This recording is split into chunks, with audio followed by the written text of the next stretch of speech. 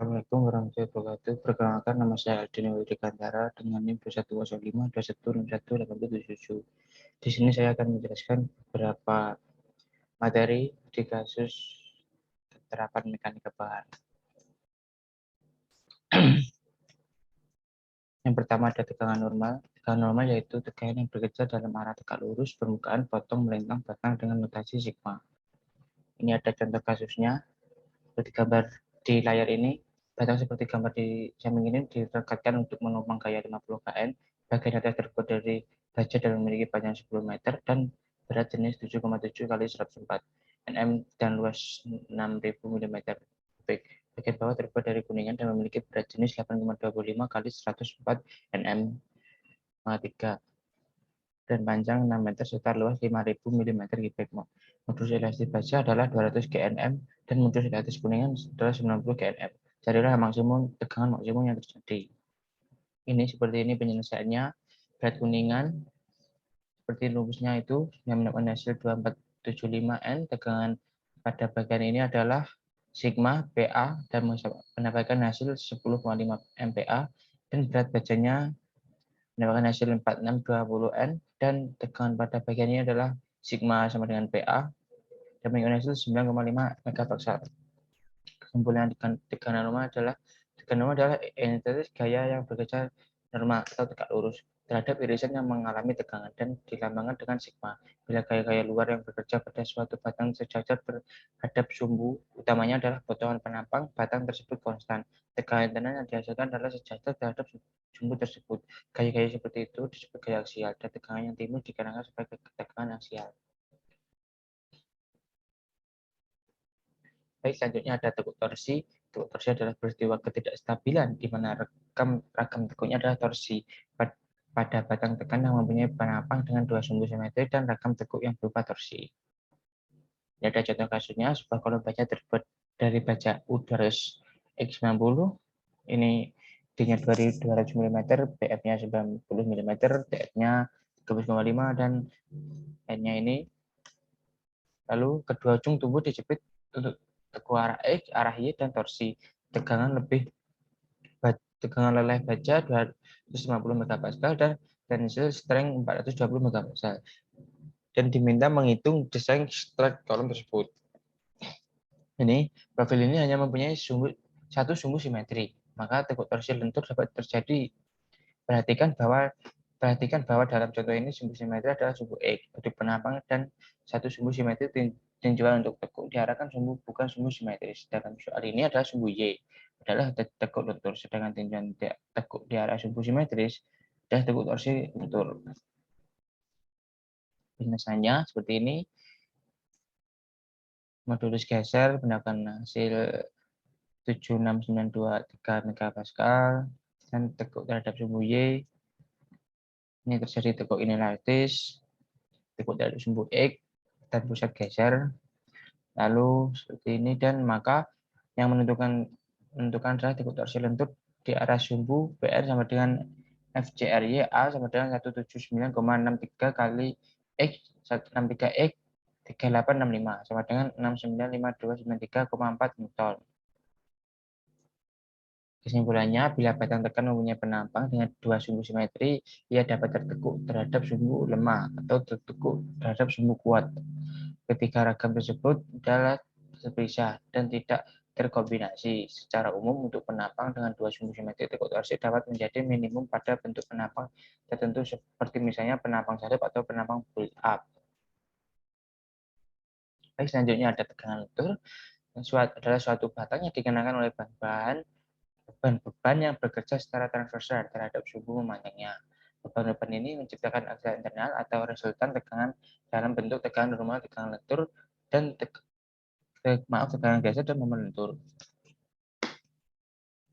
Contoh kasusnya, suatu balok cantilever berpenampang bulat dengan diameter 100 mm menahan beban seperti gambar di bawah ini. Dan tentukan tegangan lentur maksimumnya. Penyelesaiannya seperti ini. Jadi sigma MC per I sama dengan 130,5 kali 10 pangkat 3, 50 kali 10 pangkat min 3 per 4906 kali 10 pangkat min 6. Mendapatkan hasil 1,33 GPa. Kesimpulannya, tegangan lentur merupakan tekanan yang bergeser secara vertikal, menekan balok dari di sisi panjang sehingga menyebabkan defleksi. Kasus ini seringkali terjadi pada balok. Struktur karet dalam kasus ini adalah sebaca. Struktur karet beban yang diterima cukup besar secara terus-menerus. Semakin besar tegangan yang diberikan, maka semakin besar pula lendutan yang terjadi pada dan bisa saja menyebabkan kegagalan struktur atau pembengkokan. Baik, selanjutnya ada energi disipasi. Energi disipasi adalah kemampuan struktur dalam proses menyerap energi melalui proses leleh pada daerah sendi plastis. Seperti contoh kasus ini, benda uji kolom dibuat sebanyak 4 buah dengan kode KA1, KA2, KA1, dan KS2. Benda uji KA1 dan KA2 setelah diuji dan diperbaiki kemudian diberi kode KA1 dan KA2. Benda uji KA1 dan KA2 diperkirakan akan mengalami kerusakan geser, sedangkan KA1 dan KA1 dan KA2 akan mengalami kerusakan atur. Semua benda uji kolom memiliki penampang persegi dengan dimensi 160 mm kali 160 mm dan tingginya 500 mm. Diberi tulangan longitudinal 8 sigma 12 mm dan sengkang sigma 4 sampai 160 mm. Benda uji merupakan model dari kolom suatu bangunan yang memiliki titik belok momen lentur tepat di tinggi kolom. Pada saat beban lantaran maksimum tercapai, kolom yang diperbagi KA1 dan KA2 memiliki disipasi energi rata sebanyak 3,71 kali lebih besar dari kolom asli KA1 dan KA2. Kolom perkuatan KA1 dan KS2 memperlihatkan disipasi energi rata sebanyak 2,49 kali lebih besar dari kolom asli. Bila dihitung nilai disipasi energi total dan dari semua siklus terhadap dauji KA1 dan KA2 memiliki disipasi energi 3,59 kali lebih besar dibanding KA1 dan KA2. Sedang benda uji KA1 dan KS2 menunjukkan disipasi energi 2,69 kali lebih besar dari KA1 dan KA2. Hasil pengujian menunjukkan rata disipasi energi dari kolom perkuatan lebih kecil dibanding kolom yang diperbaiki. Maka karena kolom perkuatan memiliki kekuatan lebih besar, bila nilai disipasi energi total dinormalisasi, maka akan diperoleh hasil seperti gambar di bawah ini. Dan yang memperlihatkan benda uji KA1 dan KA2 memiliki disipasi energi yang paling besar. Kolom KA1 dan KS2 tidak terlihat memiliki disipasi energi lebih kecil dibanding yang diperbagi, tetapi masih lebih besar dibanding kolom asli KA1 dan KA2. Kesimpulannya, energi disipasi yaitu kemampuan struktur menyerap energi melalui proses leleh pada daerah sendi plastik sehingga terjadi deformasi plastik sebelum keruntuhan, dan energi disipasi ini berpengaruh jika struktur diberi beban siklik, maka energi yang diserap dalam siklus pembebanan adalah jumlah dari energi yang diserap serta menerima beban tarik dan beban tekan.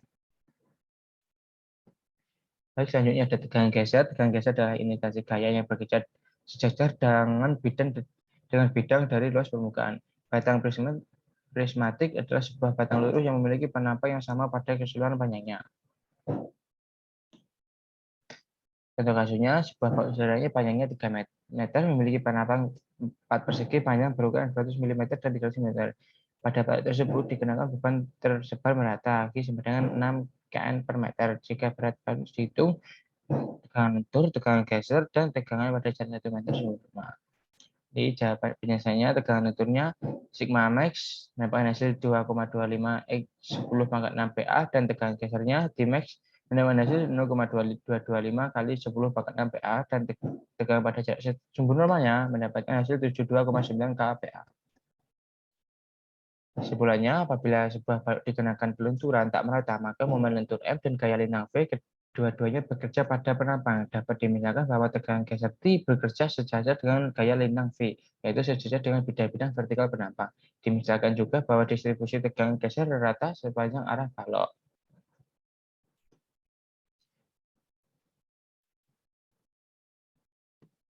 Baik, sekian penjelasan dari saya. Apabila ada kesalahan kata dan kurang menyenangkan katanya, mohon dimaafkan.